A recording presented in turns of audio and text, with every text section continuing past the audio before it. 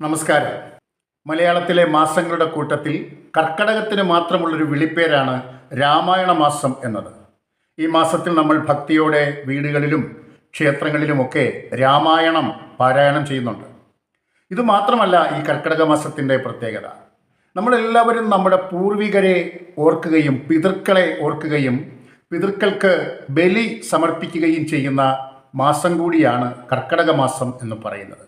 അങ്ങനെ പൂർവ കൃതി, ഒരു ഇതിഹാസ കൃതി, ഒരു കാവ്യം പാരായണം ചെയ്യാനും നമ്മുടെ പൂർവികരെ ഓർക്കാനും അവർക്ക് ബലി സമർപ്പിക്കാനും ഒക്കെ നമ്മൾ ഈ കർക്കടക മാസത്തെയാണ് തിരഞ്ഞെടുത്തിരിക്കുന്നത്.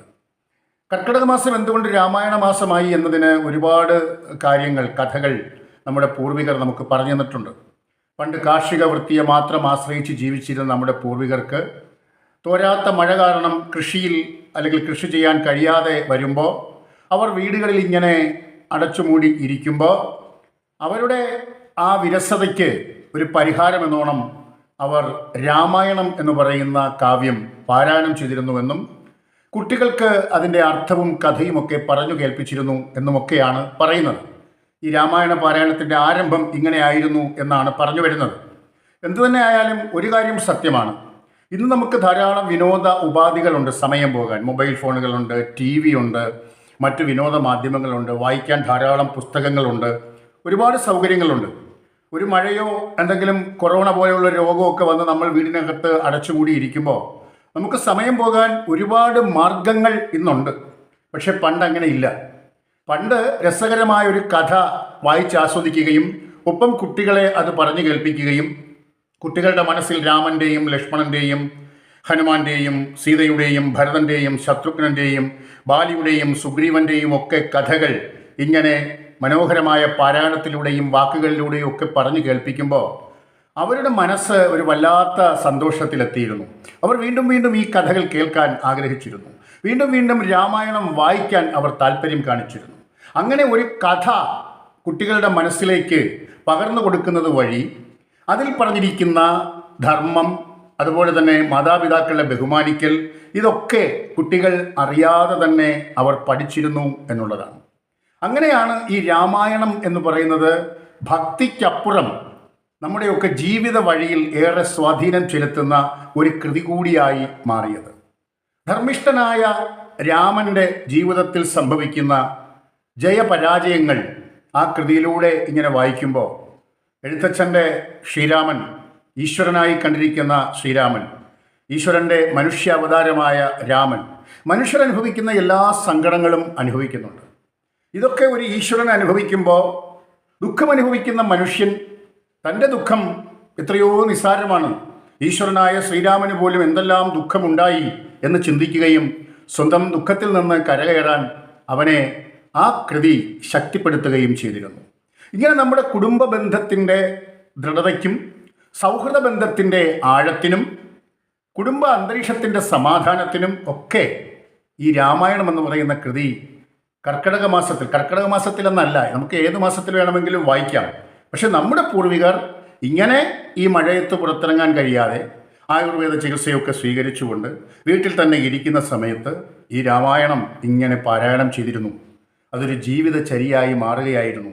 അല്ലെങ്കിൽ ആ മാസത്തെ നമ്മുടെ ഈ തലമുറ മറന്നു പോകാതിരിക്കാൻ വേണ്ടി അതിന് രാമായണ മാസം എന്നൊരു പേര് കൊടുത്ത് നമ്മൾ ഭക്തിയോടെ അതിനെ ഇന്നും ആചരിക്കുന്നു എന്നുള്ളതാണ്. നമുക്കറിയാം, രാമായണം വാൽമീകിയാൽ വിരചിതമാണ്. വാൽമീകി മഹർഷിയാണ് ആദികാവ്യമായ രാമായണം രചിച്ചത്.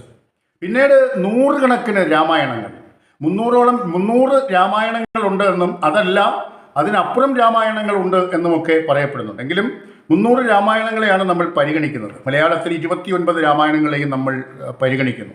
പക്ഷേ ഓരോ ഭാഷയിലും അറിഞ്ഞതും അറിയപ്പെടാത്തതുമായ മറ്റനേകം രാമായണങ്ങളുണ്ട്. ഓരോ രാജ്യങ്ങളിലുമുണ്ട് രാമായണം എന്ന് പറയുന്നത്. ഏതായാലും നമ്മൾ ഭാരതീയർ ആദികവിയായ വാൽമീകി മഹർഷിയുടെ രാമായണത്തിനെയാണ് ഏറെ കേൾക്കുന്നതും വായിക്കുന്നതും പഠിക്കുന്നതും. മലയാളികളാണെങ്കിൽ അധ്യാത്മരാമായണം, എഴുത്തച്ഛൻ്റെ രാമായണം പഠിക്കുകയും വായിക്കുകയും ചെയ്യുന്നു. വാൽമീകി രാമായണത്തിൻ്റെ വിവർത്തനമോ അല്ലെങ്കിൽ അതിൻ്റെ ചുവട് പിടിച്ചോ അല്ല അധ്യാത്മരാമായണം എഴുതിയിരിക്കുന്നത് എന്നുള്ളതാണ്.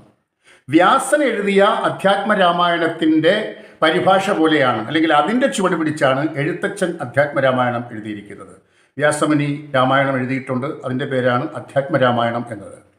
വാൽമീകി മഹർഷി നമുക്കറിയാം ഒരു വേടനായിരുന്നു, കാട്ടാളനായിരുന്നു. കാട്ടാളനായ വാൽമീകി മഹർഷി സപ്തർഷികളെ തടഞ്ഞു നിർത്തുമ്പോൾ ഇദ്ദേഹം കാട്ടുപാതയിലൂടെ പോകുന്ന ആളുകളുടെ വസ്തുവകളൊക്കെ മോഷ്ടിച്ചും അവരെ കൊന്നും പിടിച്ചു പറിച്ചുമൊക്കെയാണ് ജീവിച്ചിരുന്നത്. അദ്ദേഹത്തിൻ്റെ ജന്മത്തിലൊരു ബ്രാഹ്മണ്യം ആരോപിക്കുന്നുണ്ട്, പറയുന്നുണ്ട്. ഏതായാലും അതവിടെ നിൽക്കട്ടെ. ഏതായാലും ഒരു കാട്ടാളനായി ജീവിതം നയിച്ചിരുന്ന, ഒരു വേടനായി ജീവിതം നയിച്ചിരുന്ന വാൽമീകി നാരദമുനിയെ കണ്ടപ്പോഴൊന്നും പാഠഭേദമുണ്ട് ഈ കഥയ്ക്ക്. സപ്തർഷികളെ കണ്ടപ്പോൾ മരീചി, അത്രി, പുലസ്ത്യൻ, പുലഹൻ, ക്രതു, വസിഷ്ഠൻ, അംഗരസ് മുതലായ സപ്തർഷികളെ പിടിച്ചു പറിക്കാൻ വേണ്ടി തടഞ്ഞു നിർത്തിയപ്പോൾ നീ ചെയ്യുന്നത് പാപമാണ്, നീ ചെയ്യുന്ന പാപകർമ്മം എങ്ങനെയാണ് നിനക്ക് മോക്ഷം തരുന്നത്, നീ കിടന്ന് നരകിച്ചു മരിക്കും എന്നൊക്കെ പറയുന്നു.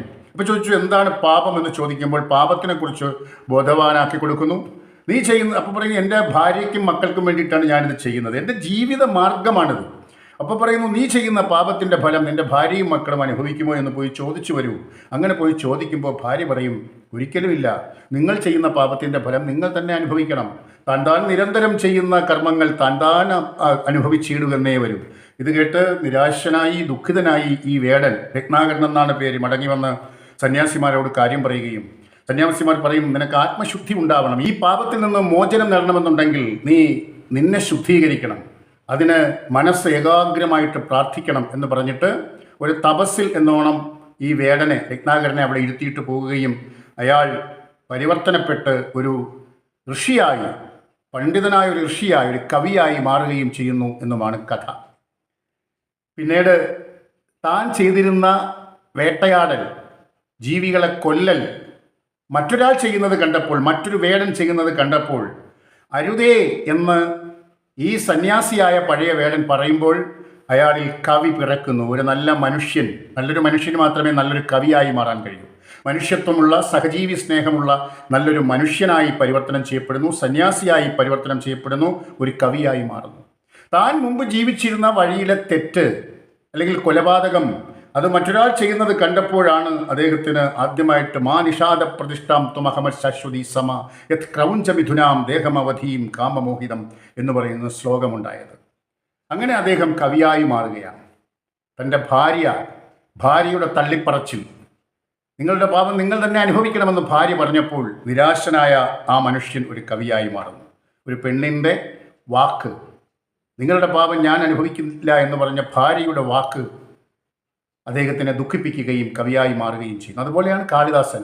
വിവാഹം കഴിച്ച പെണ്ണ് നിങ്ങളൊരു മണ്ടനാണ്, എന്നോടൊപ്പം നിങ്ങൾ താമസിക്കേണ്ട, ഇറങ്ങിപ്പോകൂ എന്ന് പറഞ്ഞ് ആട്ടി പുറത്താക്കിയപ്പോൾ അദ്ദേഹവും, കഥ നമുക്കറിയാം, പരിവർത്തനപ്പെട്ട് ലോകം കണ്ട ഒരു കവിയായി തീരുകയാണ്.